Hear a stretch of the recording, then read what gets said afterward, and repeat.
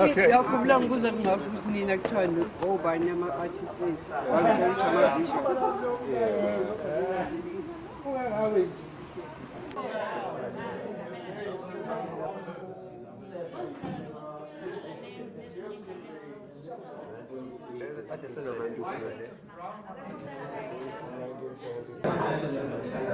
This one, when all the artists, we were by the harbour.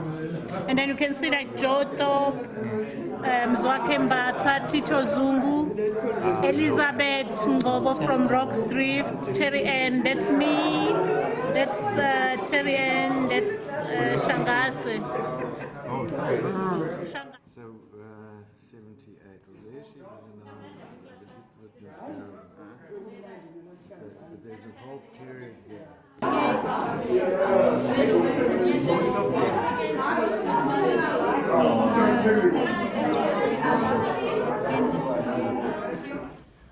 Just want to welcome everybody here. It's amazing to get everyone together at one place at the same time, because I know we're all scattered now, and I think a lot of us are working on our own or working far away. I know I'm living in London, so I have very little contact, and it's amazing for me to see faces again, people that I worked with so many years ago. It's quite emotional, and it's mainly really important that we're here to celebrate Terry Ann, because we've all worked with her in some way, and to celebrate the incredible amount of work she did in her life. And we've done this timeline, and it's been amazing to see everyone interact with this, and just this is really here for us to look at all the incredible work that she's done with everyone, and also just to jiggle your memories about projects and things that you've worked on with her, and with Community Mill projects, or with African Arts Centre, or just as an individual artist or as a friend, because we want to make a book about Terry Ann, about Community Mill projects, about Durban, about the art scene, and talk about everyone that she worked with as well. So it's important we get the right facts about things, the right dates, the right things that you worked on. But also what's really important is, I think the magic of Terry Ann was just, she was just an amazing, strong, tough, positive person, and I think unique, totally unique. I think we can all agree on that. And she gave her life to all of us. She worked so hard, and she also got a lot out of it. It benefited her so much in her development as an artist in the city and in community arts.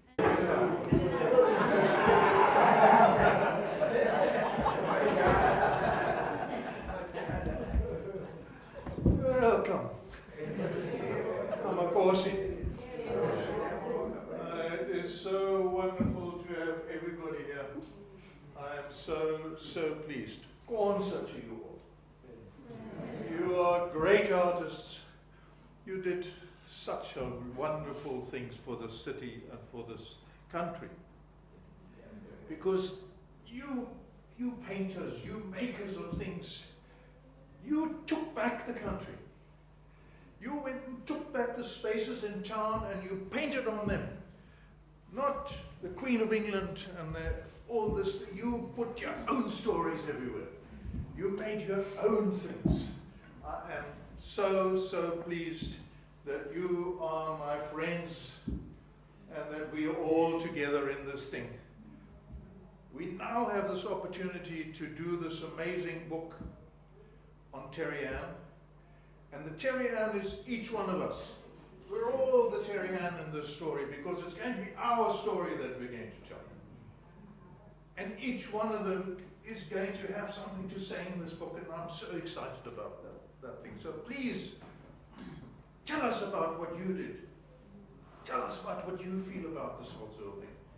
Tell us about where we're going. I think we're all frustrated. I know this Mzan here is very frustrated. I can see it. Because sometimes we feel that we don't know which doors to kick now. It was easy in those days. We knew that's the door that you was kicking. Now they're expecting more of us. We have to look somewhere else in ourselves. And we have to find new doors to kick, but we can start here by remembering the ones we used to kick.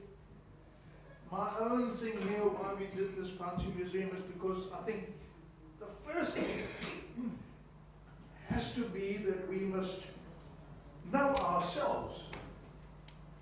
It's easy to kick somebody else's door. It was made easy in those days. You didn't really have to know yourself. You just had to know the enemy. And what if you got no enemies? Often the enemies are ourselves. It's the one that stops us doing things. It's the one that stops us forward. It's the one that stops us creating. So around you here, I've got those things that people made for themselves, that they made from their hearts, that made the grandparents, the great-grandparents, everybody who's been making these amazing things, and this museum is just full, full, full. Please make it your home. Make this your home, because you can, this is where you can get the inspiration from. We must stop looking in every corner of the world for the inspiration. Maybe it's all here. Or maybe we will only know what to look for once we know what's here. Well, thank you, Paul, for connecting it. It's been a pleasure. It's a real pleasure. Well, thank you very, very much for coming. I hope that this is going to be a fantastic thing. I know afterwards we're going to party and eat meat and do all these terrible things to animals. But we will donate them to the forefathers. We will do an honor of the forefathers. So welcome, and I'll hand over to you. Firstly, I don't know what to say when I called the word Terre-en. I was thinking when I was just trying to put things together, where do I start? So, and I ended up saying, if I can say something with Terre-en, it maybe I'll need more time. From now, maybe tomorrow morning, because there's a lot of things. She changed everything in my mind. Firstly, Terre-en, she started to change here. When you cut here, then this is my head. That's where Terre-en started to me. And that's a word I wanted to describe, but it didn't come out a clear word. Then it ended up saying, if I need to describe her, I'll say she's a woman of integrity. Indeed. Because since I met her, I was a shy boy, studying art. So the first day she met me, she saw my drawings and says, Joseph, I think you are talented. So can you do more of these drawings of yours? I want to take those drawings somewhere. I didn't know where she's going to take this drawing to. And surprised what she did, she took those drawings and go to show Jotop at the African Arts Center.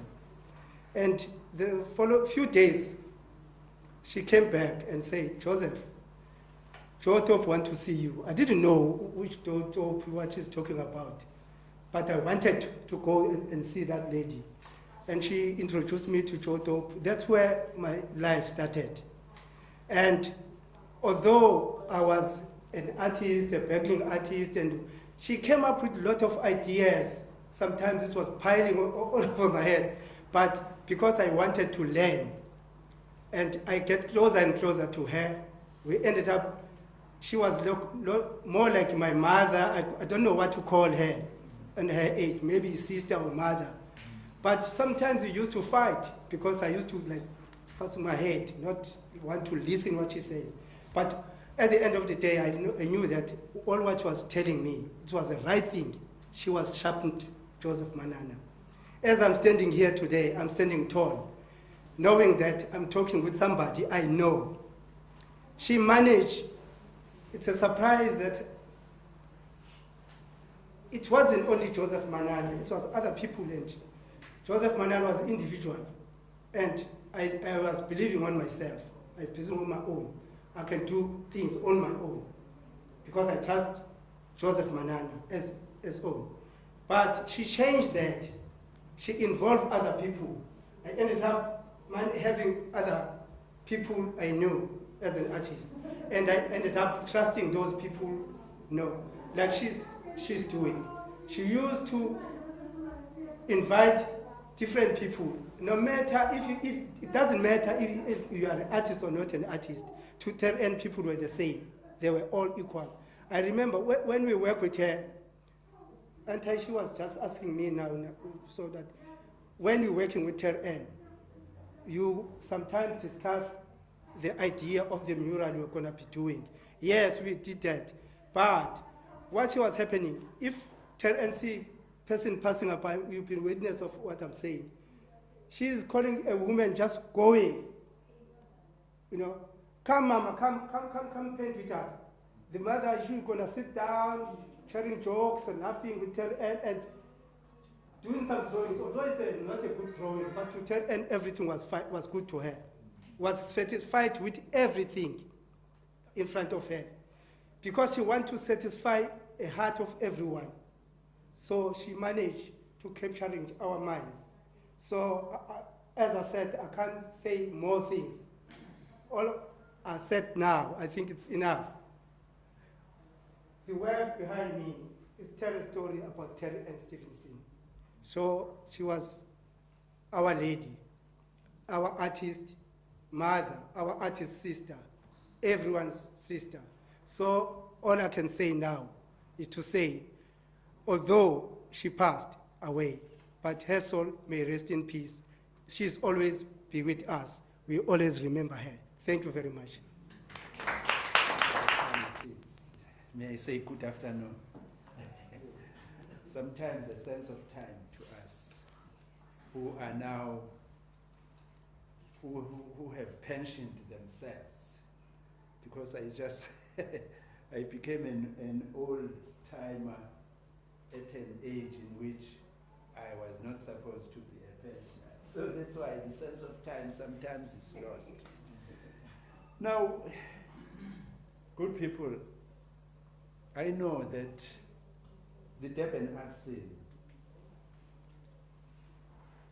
cannot exist without an individual, even myself, if I just work on my own, and then my work has not been seen by anyone. This is what I told the Americans during the time when I went for the first time overseas in 1984. Because during that time, there was such a controversy about our country. They said, how can you come to this country without, because the blacks are staying far from whites.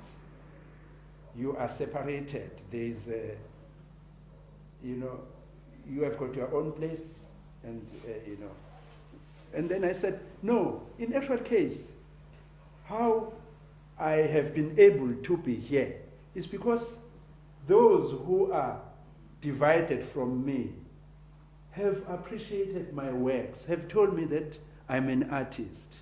I was not aware that I'm an artist. They said, oh, they are the ones who are preaching apartheid, who are practicing. Then I said, yes, but this is how in our country. This is the typical example of life in our country. You know, the first time when I saw Ter-En, when we met, I said to myself, hey, this is an instant problem solver, let me say. Because, you know, Ter-En was so much informal. I had, most people, when you meet them, they formalize. They say who you are. First of all, they ask who you are, what have you done.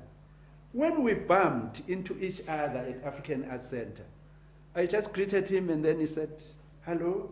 Then he said, I'm Ter-En Stevenson. Then I said, oh, I'm Paul. said, oh, have you got, by the way, I've seen some of your works. Then I said, yes. Then Terry Ann was such, instantly you can approach Terry Ann from any level, from any point of view. Because I said to her, I remember when I said, Terry Ann, I've just been from England. I had come back from England in 1987 when I met her. And then she said, now, it means, Paul, you have been staying with British British citizens who are white. Then I said, yes, I've been staying with people like you. She laughed. And then I said, Terry Ann, now, because I've spent more than 6 months, when I was in Britain, where we were accommodated at Faircroft College, I went to the extreme, Terry Ann. At one time when I was working towards my exhibition, which happened at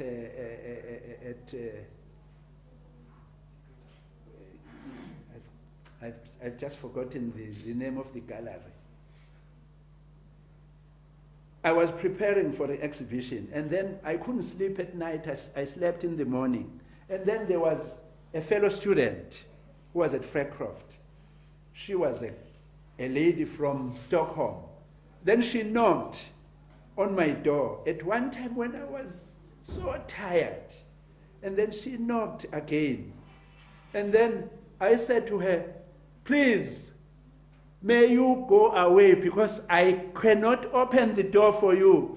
I can't have any time for you. She said, Paul, Papa, you had time for each and everyone. Why are you so, why have you changed your mood? Why are you in such a mood? Then I said, hey, just go. Please, I'm not going to open the door for you. Then I said to Terry Ann, hey, I had to discipline. For the first time, I had to discipline whites in my life. I've never talked like that to a white person in my own country. Then said, oh, that is why. She said to me, Paul, I'll be getting a house soon. Please, I would like you, if you don't have a place where you can stay. Then I said, how can I stay with you? Because in our country, we cannot stay with you as white South Africans. She said, no, Paul, there I've got a house. You are going to occupy the back room. You'll pay very little money for the rent because I needed a place to work, where I can work. But Terry Ann took it so simple. It was in 1988 that I went and occupied the house where she was living, and then I was living just as she was living also. It was a big house, but I was occupying the back house. At one time, when I was from school, this is what I told Ilse, that Terry Ann used to say to me, I used to visit her when I come back from school, and then we discuss, what I've experienced. So sometimes I had some problems with my affairs with my girlfriend. And then I used to tell her that, hey, things are not okay, Terry Ann. And then Terry Ann, in a week's time, it was 1.5 weeks, she had created the chair in which I usually sat. I remember the chair was in the kitchen, in that large kitchen, in that open kitchen. And then she said to me, oh, Paul, as you come in, there is your chair. Then I said, why is it my chair? She said to me, Paul, this is a problem chair. This is your problem chair. So you can tell me all your problems from that chair. So we used to laugh at one another for so many, there were so many instances in which, at one time, and one thing which I remember with her, on 1990, it was February 11. I was asleep with my wife-to-be. It was early in the morning on Sunday. Then Terry knocked. She said, "Wake up, wake up." Then I said, "Why?" She said, "Mandela is out." Then I said, "Hey, you are dreaming. What Mandela?" She said, "I've got a Sunday," no, it was not a Sunday Tribune, it was a Sunday Times. "I've got Sunday Times, you can have a look at how Mandela looks like." Then I said, "Terry Ann, but I don't think, are you pulling a leg out of me?" She said, "No, this is true." Then I opened the door, and then she gave me that, the newspaper, Sunday Times. Then, for the first time, one had to see this tall man who was so lean. He was at the front page. He was on the front page. Then we saw that Nelson is out of prison on that day, on the 11th. Terry Ann, she came early in the morning to report that Mandela is out. Thank you very much. Hello. Afternoon, everyone. Oh, okay. I thought doesn't work. I thought, oh, okay. Yeah, okay.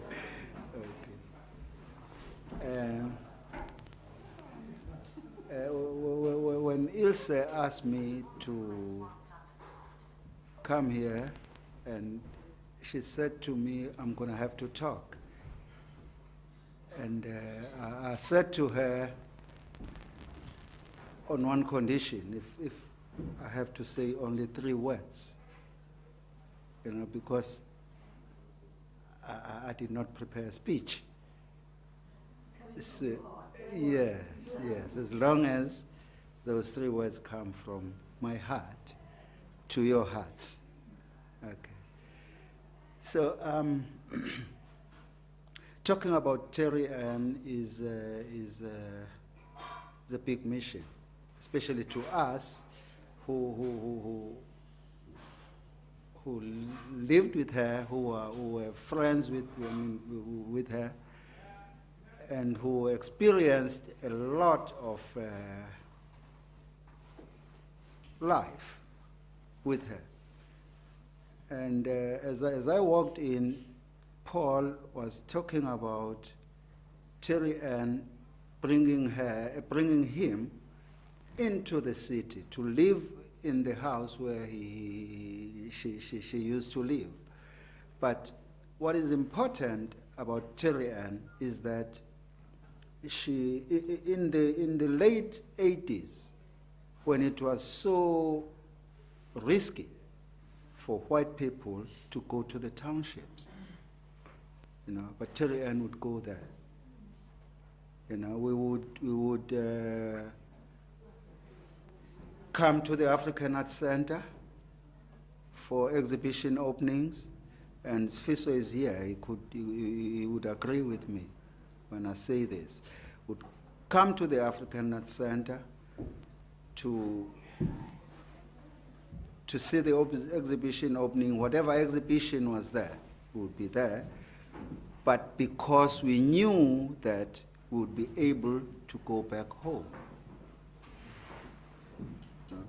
Why? Because exhibition openings happen in the evenings. And at 6, you hear, you are a black man, how are you going to get back home? But Terry Ann would be there. If she couldn't deliver back to Claremont, she would let us spend the night in her house. This house was down the road, I think St. John's. Yeah, St. John's Avenue. And so she made it so easy for us to be able to connect with other artists. while she was busy connecting with black people in the township. I remember that one evening, we were from the African Arts Center, and we came back from the African Arts Center to her house at St. John's Avenue. And we happened to be sharing drinks there. And at 12 midnight, we had to go back to Claremont. Terry Ann would drive us straight to Claremont in her car, and it was so risky for a white woman, let alone white person, white woman to be in Claremont at midnight, just to drop us there and drive back to town. This is, and at that time, she connected us to so many people. Simone Allen, I think Simone lives in America now. Simone and so many of them. It's very, very yeah. Big network, and what excites me is that these are the mid-90s I'm talking about. It's so exciting that here in Durban, I'm beginning to see young black artists trying to do what we were doing then. And these guys were not there. They don't know what we were doing, but it was whatever we were doing was about art and socializing. Just for us to be able to be together and talk about things that excite us. So whenever we were with Terry Ann, we were talking about things that come from our heart. And you see, because whenever she called you, it was the purpose of the call was to say to you, there is a wall in Durban that we need to paint, and then there is money for you to go to college, because of Terry Ann. I have kids, and I would also find myself in a situation such as the one that I've described. My child wants to go to school, and I don't have money to send this child to school. And Terry Ann would call and say, come see me, because there's a job. Then I would go to my child and say, only 10 days, baby. Only 10 days from now, you got your pocket money. Thank you.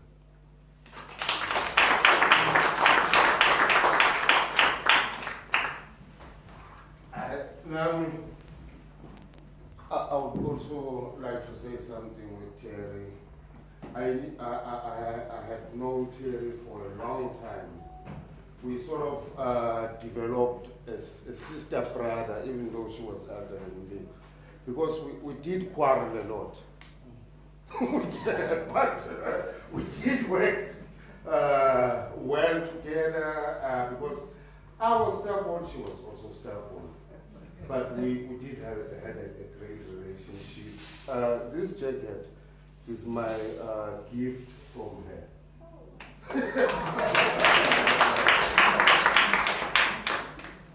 High school. That was 1985 when I left school. I was a gardener, I was a helper, as a cleaner, all over the house, doing every job until 8 o'clock at night, working inside the house. So I learned a lot. That was sort of a training to me. I didn't tell myself I'm working. I told myself I'm learning. When Isaac Levy's wife, Rosie, went to buy shoes, they were preparing to go overseas for holiday for 3 months. I got a piece of cardboard from his shoebox, from her shoebox. I just cut it up, take it off, this piece, from the dirty bin behind the door. Oh, is this a piece of such a nice piece of white cardboard box? I just put it aside as I carry on with my own job. Cleaning the swimming pool, washing the cars afternoon, check the driveways. Okay, everything is all right. When is the last time? I just take a ball pen. I draw. I ask myself, this was a truck of a cargo carriage by Mia Bank. What are they carrying? Are they carrying chemicals? These chemicals, they work in different ways. Okay, I don't mind. I will learn about it during time goes. I just bought some crayons from 80 rand a month. I was earning there, 80 rand a month. I take some of the money. I went down to some of the shops here in Overport City. I bought some crayons. I designed my paper. I give the color to my drawing. I sold it to take it to Joe Dope. It was Wednesday, because we guys, we don't work, just get a off day on Wednesday. Joe Dope took it and sold it for 120. But today, I'm selling for 550,000. From 120 to 150,000. Not even 120, from 80 rand a month. But if I look back, Terry Ann and Joe Dope, they took me, it's a long way. Today I've got kids. They drive taxis, they own taxis, right by support of the art. I became involved in art and human rights, and so then in 1996, the interim constitution and the Bill of Rights for South Africa. South Africa was now a democracy, and so we got a committee together. Now I was talking to Terry Ann, and I said, I want to do something with human rights and art for this Bill of Rights that we've got. So she said, well, why don't you ask? I don't know what to do. So she said, why don't you do a print portfolio? And she said, come, I'll introduce you to Jan Jordan. And here's Jan sitting here. He's a master printmaker. And so what we did is we took the clauses of the Bill of Rights, and there were 27 clauses. It was the interim constitution. And Terry and I sat on the floor in her house, and we took the clauses, and we took the main art galleries in South Africa, in Cape Town and Joburg and Bloemfontein and Pretoria, and we then gave them so many clauses. So Durban had about 5, and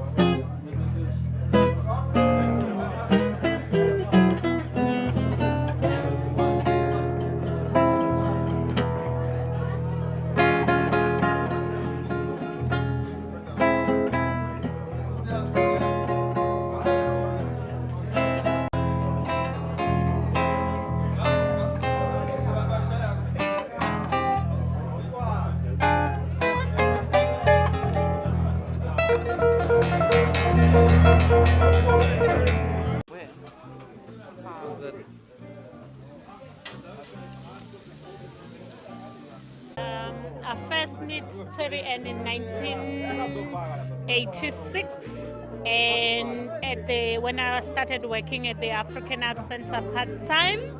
And I remember Terry Ann when she was organizing the get-together for artists in 1993, which was called Yesterday, Today, and Tomorrow, where she was more involved on organizing all the artists to be around and also talk about the challenges that they faced in the art industry and also how they can be assisted to promote their artworks. And then I've worked with Terry Ann since then. So my first photograph that I ever had was taken by Terry Ann when I was still a little girl visiting the African Arts Center.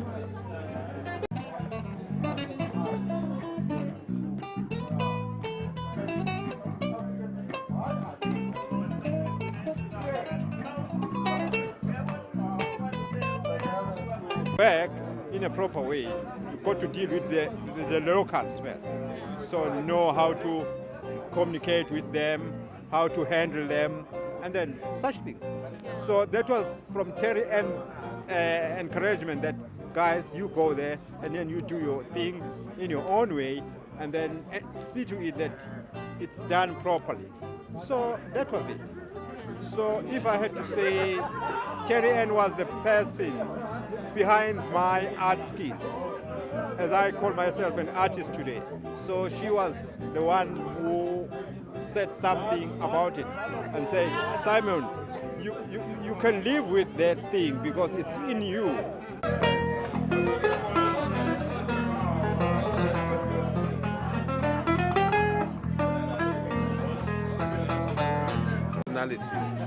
On my side as a person, Terry Ann, I was able to finance my studies out of the community mural project.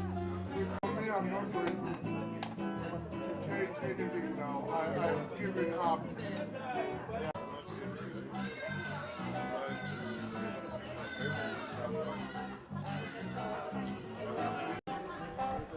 I'm Pumzile. I met Terry Ann in 1988 when she started art classes here at the Panzi Museum. I think by that time I was only one female attending those art classes.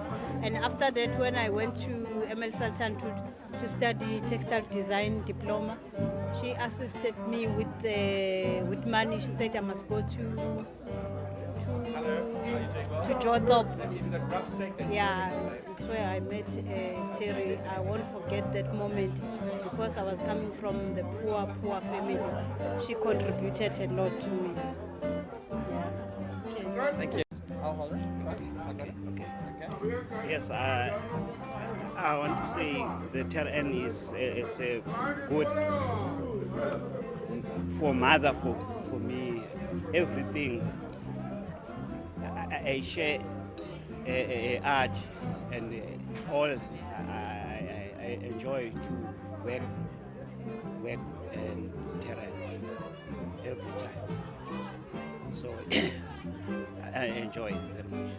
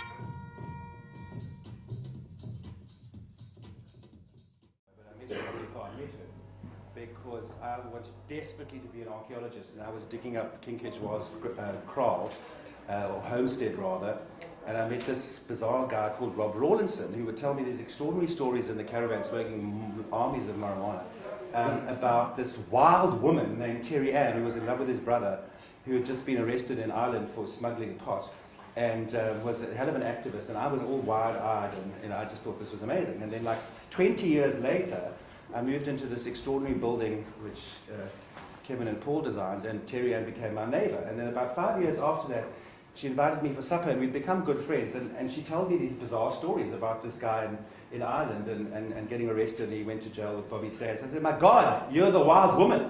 And I put all the dots together, and it suddenly became all real. Terry Ann had a great love for sailing. I think many people don't know that, but she crossed the Atlantic in a boat. So this little poem is inspired by the life of Pi. You know, everyone knows the story of the little guy who sailed with a Bengal tiger and a hyena and a zebra and survived. So I start with a quote from Jan Mantell, the author of Life of Pi, and it says, "The reason death sticks so closely to life isn't biological necessity, it's envy. Life is so beautiful that death has fallen in love with it. A jealous, possessive love that grabs at what it can." And that was always very much Terry Ann's philosophy. The preamble to the poem is written by me, but the poem is by the wonderful Elizabeth Fry. She wrote the poem on the back of as history would have it, on a brown paper bag in New York, in memory of one of her friends who died in the Holocaust. So the preamble goes as follows, followed by the poem, and this is for Terry Ann. It's all about boats. I'm on shore, a boat departs on ocean full sail. It's a beautiful sight, and I watch her disappear over the horizon. Someone exclaims, "She's gone. Gone where? Gone where? Gone from our view, that's all." The decreasing size and the total loss of sight is in me, not in the boat. And at the time, I do not see her. Others see her arrive, and voices repeat the joyful cry, "Here she comes." And then Elizabeth Fry's words, "Do not stand at my grave and weep. I am not there, I do not sleep. I have 1,000 winds that blow, I am the diamond dance on snow. I am the sun on ripened grain, I am the autumn gentle rain. When you awaken in the morning hush, I am the swift uplifting rush of quiet birds in circled flight. I am the soft stars that shine at night. Do not stand at my grave and cry. I am not there, I did not die."